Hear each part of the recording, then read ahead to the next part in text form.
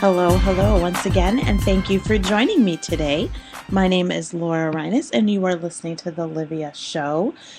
And I wanted to talk with you again today about parenting.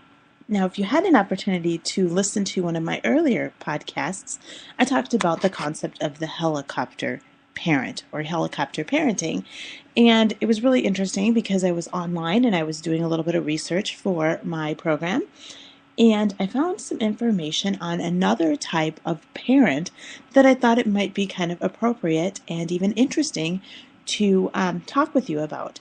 So today I'm going to spend a little bit of time talking with you about the snowplow parent. Interesting.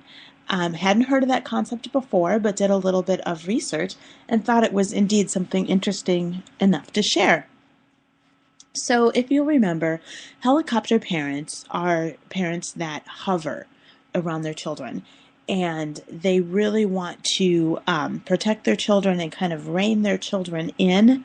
And so those are some of the qualities of a helicopter parent. Well, the new type of parent that I had learned about is called the snowplow parent.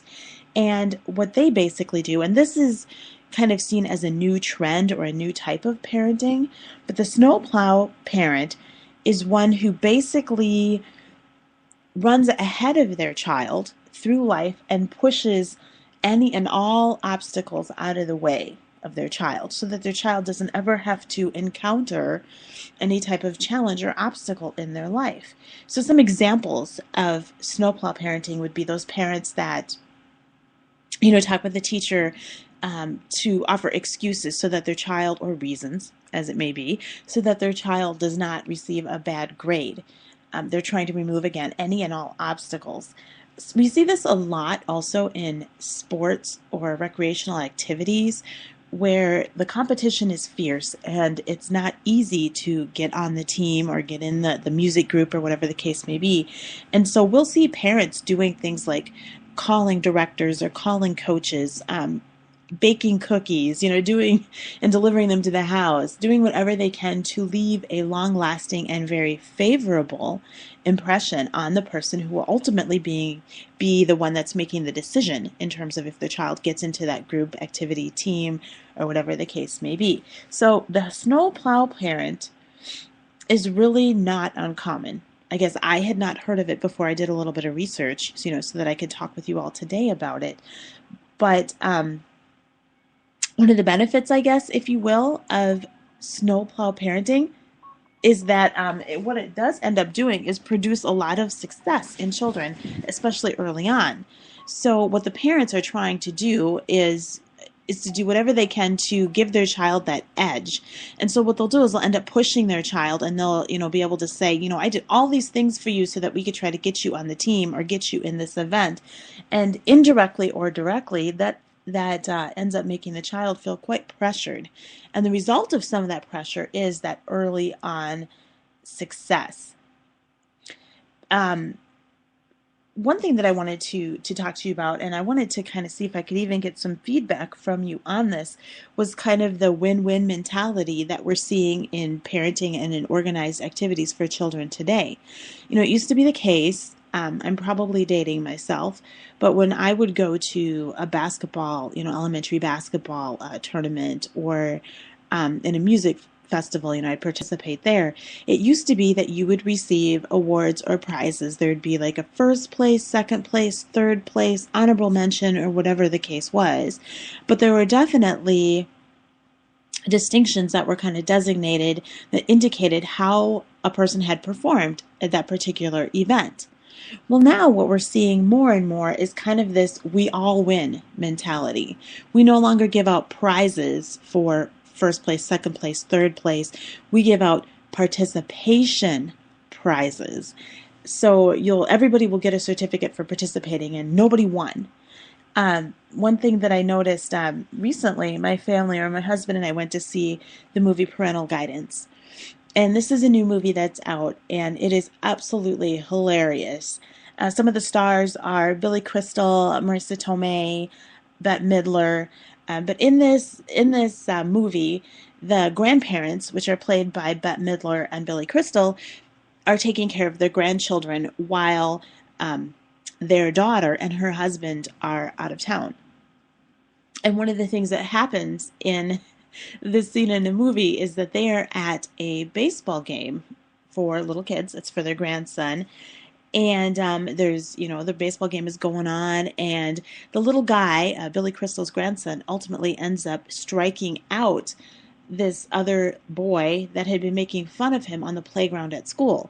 So, of course, as the grandfather, Billy Crystal is very excited about this, and he's a baseball person himself. He was actually an announcer for a baseball team, and so he stands up and he's pumping his fist and he's saying, you're out of there, you're out of there. Well, here comes I believe it was the umpire that just said, we don't have outs when we play. It was kind of this, well, we all win. There are no outs. And I laughed at this when I saw it in the movie, but in all honesty, that is a lot how we operate, especially lately, is that we don't want to hurt anybody's feelings. We don't want kids to feel that they're inferior or another group to feel that they are superior. And so what we try to do is equalize everything, totally even out the playing field and leave our kids with the impression that no matter what we do in life, we will all win, or that we will be recognized just for the very fact that we tried. And while I'll be the first to say that I think this is completely noble, and really in a perfect world, wouldn't that be nice? However, I also have to quickly say that I don't believe that that's the way that the world really is these days. And so what happens is that kids become afraid to try because they're afraid to fail. And they look and they say, oh my goodness, mom and dad, cheer for me so much when I win, and they're so proud of me, and I get the certificate. It goes on the fridge, and it's a big deal. We go out to eat because we won the championship. But to a child, the very next place they'll take that is, oh my goodness, what happens if I don't win? What happens if for some reason I am not successful?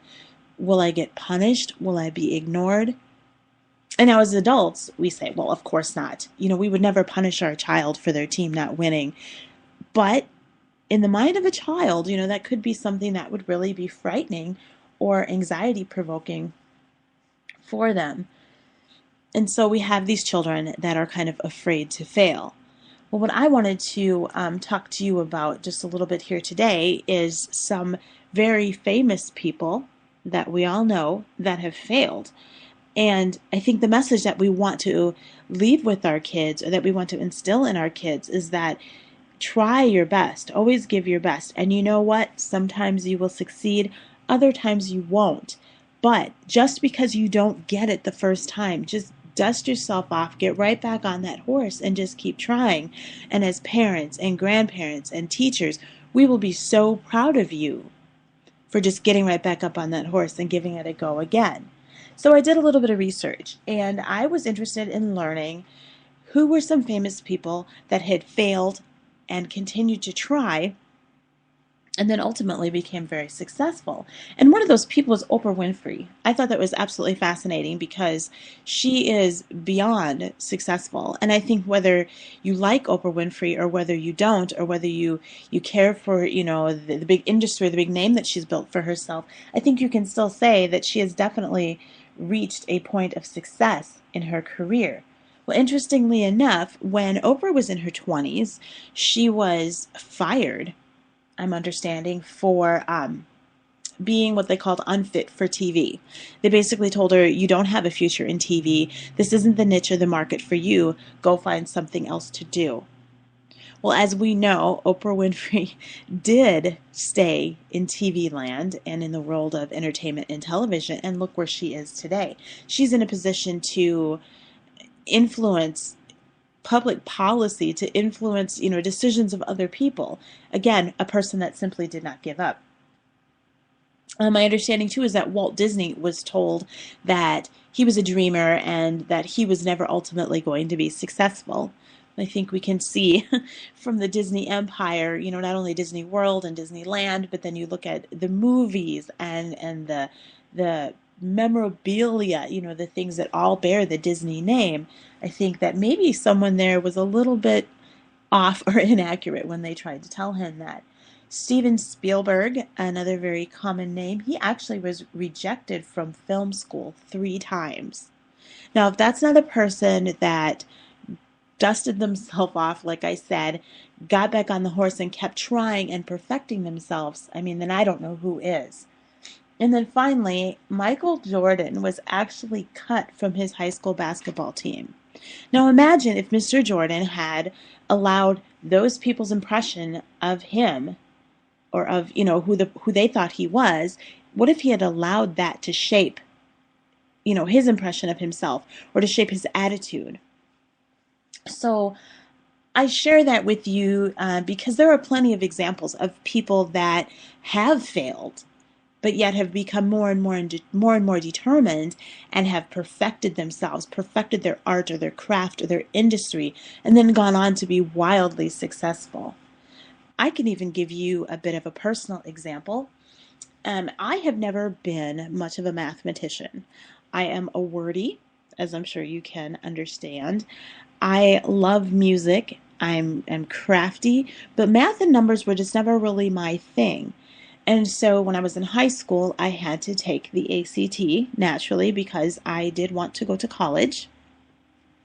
And I remember taking the test and thinking, I don't even understand what they're asking me, regarding some of the math problems that were included in the test. Well, I did my best, and when it was time to review our results, we were actually called into the principal's office one by one, or individually, to do that. We didn't have a school guidance counselor at the time who would have reviewed those results with us. So there I was. I remember it as clearly as if it was yesterday. I'm sitting across the desk from our high school principal, small town. So people had a pretty good idea of who each other were, although he was a newer principal. But the one thing that most stands out in terms of that meeting is that he looked at me and showed me my scores, and they were low in math. Not in the other areas, but in math, they were lower, and said, I would really think twice about college if I were you, because based on these scores, college is going to be very challenging and very difficult for you. And now this man was saying this to me, 18-year-old me, and I was on the the National Honor Society, excuse me. I was an honor student. I always got very good grades, put in my time, but always seemed to reap the benefits of my hard work. I knew that I was college bound. I knew this was something that I wanted to do. And I was just kind of taken aback that he was telling me, based on scores from one test, looking at only one measure of my academic ability, he was telling me, or making the assessment, that I should not go to college. He then reached into a lower desk drawer and pulled out some pamphlets and flyers on cosmetology schools, becoming a child care provider, and said that he thought maybe these careers would be better suited for me. I thought that was very interesting, and I am not knocking those careers whatsoever. My point in saying this is that I really wanted to go to college. And I felt like the person that was most supposed to be encouraging me, or providing the most encouragement and support, was telling me basically, you will not reach your dreams. So you should just veer off to the left now and spare yourself the time and the money and the humiliation for being unsuccessful. To link this back to parenting, I think that that's kind of the same thing that parents sometimes may try to do. Parents may try to spare their child that humiliation, those hard days, by just trying to clear everything out of their path, the snowplow parent.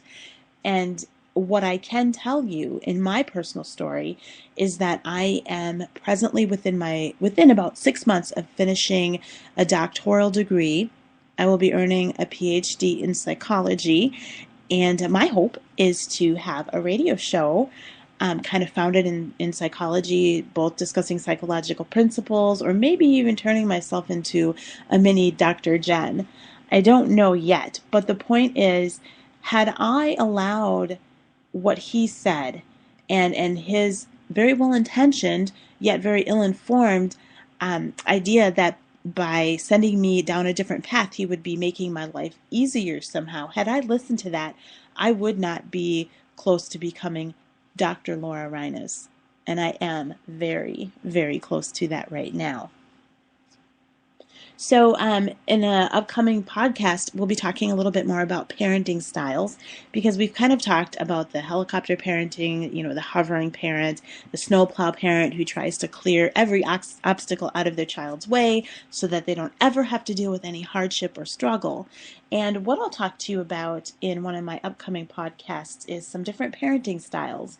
We'll talk about authoritative, authoritarian parents, the indulgent parent, neglectful parents, and those are more parenting styles of the past. Those are very traditional, typical names. And then I'll bring it into the future, and we'll talk about some of the parenting styles that we're seeing today. And again, my aim is to help you, whether you're a parent now, you're thinking of becoming a parent, you're expecting a child. My goal is to help you to continue to grow and become the best person that you can be. And so we'll explore that and kind of use parenting as our topic to get there. So that is actually coming up in a future podcast. But what I wanted to leave you with today is just the encouragement and kind of a recap that I don't believe that our children really benefit the most if we're either hovering over them, and being overprotective and not really demonstrating boundaries that we know where we end and where our child begins. And I also don't believe our children probably benefit the most if we run ahead of them. We're not hovering over them, but run ahead of them and try to clear every potential obstacle out of their way.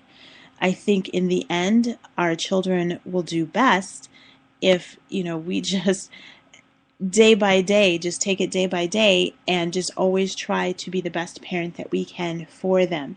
And I will give you some suggestions in terms of how we can go about doing that in future broadcasts.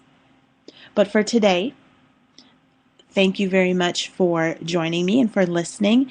And until I talk with you again, or until I see you, I hope that you have a wonderful, wonderful day.